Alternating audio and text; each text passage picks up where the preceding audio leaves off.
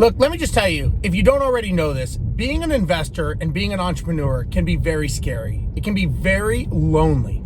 You know, one of the reasons we maybe quit our jobs is because we want the freedom to do whatever we want. We don't want to be told what to do. But what ends up happening is the reason you're in trouble as an investor is there's no one to hold you accountable. So yeah, there's no one to tell you what to do, but there's also nobody making sure that what you need to do gets done. And you leave a job of working 9 to 5, getting paid, to being an entrepreneur, and you're making nothing or little to nothing in hopes that one day it's going to pay off. But you don't really have any facts or figures that tell you that, right? I mean, you're just assuming that one day it's going to pay off and one day you're going to make this money, but there's really no golden rule that says you're going to be successful. And, you know, again, they say when you're an entrepreneur, you leave your work because you don't like working for a crazy person. And then you find out when you start your own business, you are now that crazy person that nobody likes and that has no idea what's going on. My point is be very careful when you become an investor, entrepreneur, and you want to do things on your own. If you're just doing it because you're running away from what you don't want in life, chances are if you're not prepared, you're not going to find what you want.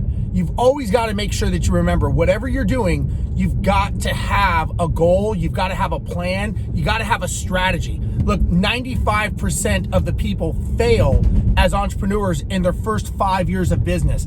Not because they don't work hard, not because they don't try hard. They fail because they don't understand what it takes to truly run a business. Because that's what you are, is you are a business. I don't care if you have a rental property, I don't care if you're flipping, I don't care what you're doing. It is a business, and that business has rules, policies, procedures, and structure. You have to abide by them, you have to enforce them, and first and foremost, you got to create them. And many people don't even know how to create their own goals and strategies. So you just got to think about that when you're doing this, of what is your goal, what is your strategy, how do you enforce it every day, whether it's you doing it or it's someone else.